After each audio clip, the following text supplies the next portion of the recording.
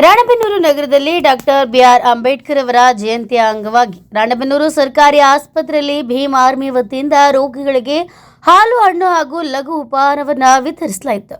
ಈ ಸಂದರ್ಭದಲ್ಲಿ ಯುವ ಮುಖಂಡರು ಉಪಸ್ಥಿತರಿದ್ದರು.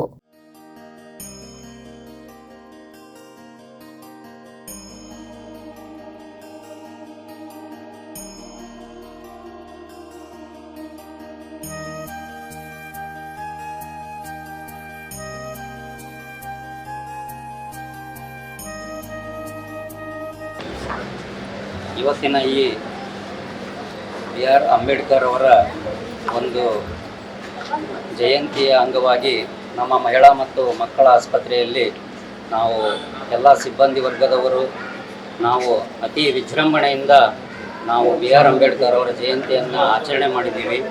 ಈ ಒಂದು ಸಂದರ್ಭದಲ್ಲಿ ನಮ್ಮ ಆಸ್ಪತ್ರೆಗೆ ಕೆಲವು ಸಂಘ ಸಂಸ್ಥೆಗಳು ನಮ್ಮ ಆಸ್ಪತ್ರೆಯಲ್ಲಿ ಇರುವಂತಹ ಫಲಾನುಭವಿಗಳಿಗೆ ತಾವು ಅಲ್ಪೋಪಹಾರವನ್ನು ಪೂರೈಸಿ ಈ ಒಂದು ಅಂಬೇಡ್ಕರ್ ಜಯಂತಿಯ ಯಶಸ್ವಿಗೆ ಅವರು ಕೂಡ ಭಾಗವಹಿಸಿ ಕಾರಣೀಭೂತರಾಗಿದ್ದಾರೆ ಅಂತ ಹೇಳುವಲ್ಲಿ ತುಂಬ ಒಂದು ಸಂತೋಷವನ್ನು ನಾನು ವ್ಯಕ್ತಪಡಿಸ್ತಾ ಇದ್ದೇನೆ. ನಾನು ಕೇಳ್ಕೊಳ್ಳೋದಿಷ್ಟೇ, ಯಾರೇ ಇದ್ದರೂ ಕೂಡ ಸಂವಿಧಾನವನ್ನು ನಾವು ಪಾಲನೆ ಮಾಡಲೇಬೇಕಾಗುತ್ತೆ.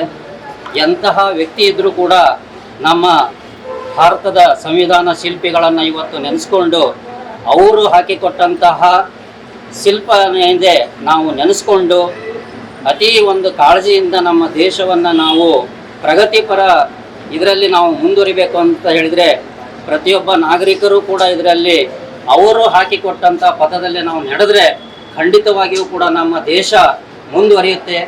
ಯಾರೂ ಕೂಡ ಇದರಲ್ಲಿ ನಾವು ಅಗ್ರಿ ಕೆಳಮಟ್ಟದವರು ಮೇಲ್ಮಟ್ಟದವರು ಅಂತಕ್ಕಂಥ ಭಾವನೆನೇ ಬರಲ್ಲ. ಆ ಒಂದು ನಿಟ್ಟಿನಲ್ಲಿ ಪ್ರತಿಯೊಬ್ಬ ಭಾರತೀಯನೂ ಕೂಡ ಅವರ ಒಂದು ಜನ್ಮದಿನದ ಒಂದು ಅಂಗವಾಗಿ ಪ್ರತಿಯೊಬ್ಬರೂ ಕೂಡ ಇದರಲ್ಲಿ ನಾವು ಒಂದು ಅತಿ ಉತ್ಸಾಹದಿಂದ ಪಾಲ್ಗೊಂಡು ಈ ಒಂದು ಕಾರ್ಯಕ್ರಮವನ್ನು ನಾವು ಯಶಸ್ವಿಯಾಗಿ ಮಾಡಿ ಭಾರತ ದೇಶವನ್ನು ಒಂದು ಮುಂದೆ ಪ್ರಗತಿ ಸಾಧಿಸೋಣ ಅಂತ ಒಂದು ವಿಚಾರವನ್ನು ಹೇಳ್ತಾ ಎಲ್ಲರಿಗೂ ಕೂಡ ಭಾಗವಹಿಸಿದವರಿಗೆ ನನ್ನ ಪರವಾಗಿ ಹಾಗೂ ಸಂಸ್ಥೆಯ ಪರವಾಗಿ ಧನ್ಯವಾದಗಳನ್ನು ಹೇಳುತ್ತಾನೆ. ಧನ್ಯವಾದಗಳು. ಎಲ್ಲರಿಗೂ ನಮಸ್ಕಾರ. ಇವತ್ತಿನ ದಿವಸ ನಾವೆಲ್ಲರೂ ಸೇರಿ ಸನ್ಮಾನ್ಯ ಶ್ರೀ ಅಂಬೇಡ್ಕರ್ ಸರ್ ಅವರ ಜನ್ಮ ದಿನೋತ್ಸವವನ್ನು ಆಚರಣೆ ಮಾಡ್ತಾ ಇದ್ದಾರೆ. ಈ ಒಂದು ಶುಭ ಸಂದರ್ಭದಲ್ಲಿ ನಾವು ಸನ್ಮಾನ್ಯ ಶ್ರೀ ಅಂಬೇಡ್ಕರ್ ದಿನಾಚರಣೆಯ ಒಂದು ಎಲ್ಲರಿಗೂ ಹಾರ್ದಿಕ ಶುಭಾಶಯಗಳು.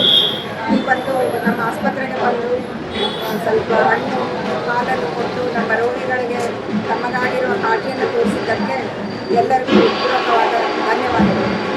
ಎಲ್ಲರಿಗೂ ಡಾಕ್ಟರ್ ಬಿ ಆರ್ ಅಂಬೇಡ್ಕರ್ ಅವರ 135ನೇ ಜನ್ಮದಿನದ ಶುಭಾಶಯಗಳು. ಮೊದಲನೇದಾಗಿ ಇನ್ನೊಂದು ಕಾಲ ಇತ್ತು, ಹೆಣ್ಣೆಂದರೆ 4 ಗೋಡೆಗಳ ಮಧ್ಯೆ ಇರುವಂಥ ಒಂದು ಚೌಕಟ್ಟಿನ ವಸ್ತು ಥರ. ಆದರೆ ಡಾಕ್ಟರ್ ಬಾಬಾ ಸಾಹೇಬ್ ಅಂಬೇಡ್ಕರ್ ಅವರು ಬರೆದಂಥ ಸಂವಿಧಾನದ ಮೂಲಕ ಹೆಣ್ಣೆಂದರೆ ಕೇವಲ 4 ಗೋಡೆಗಳ ಮಧ್ಯೆ ಇರುವಂಥ ಒಂದು ವಸ್ತು ಅಲ್ಲ, ದೇಶ ಮತ್ತು ಕುಟುಂಬವನ್ನು ಮುನ್ನಡೆಸುವ ಒಂದು ಶಕ್ತಿ ಎಂದು ತೋರಿಸಿಕೊಟ್ಟರು. ಈ ದಿನ ಡಾಕ್ಟರ್ ಬಿ ಆರ್ ಅಂಬೇಡ್ಕರ್ ಅವರು ಬರೆದಂಥ ಸಂವಿಧಾನದ ಪ್ರತಿಯಾಗಿ ನಮ್ಮ ರಾಷ್ಟ್ರಪತಿಯಾದಂತಹ ದ್ರೌಪದಿ ಮುರ್ಮು ಅವರು ರಾಷ್ಟ್ರದ ಪ್ರಥಮ ಪ್ರಜೆಯಾಗಿದ್ದಾರೆ.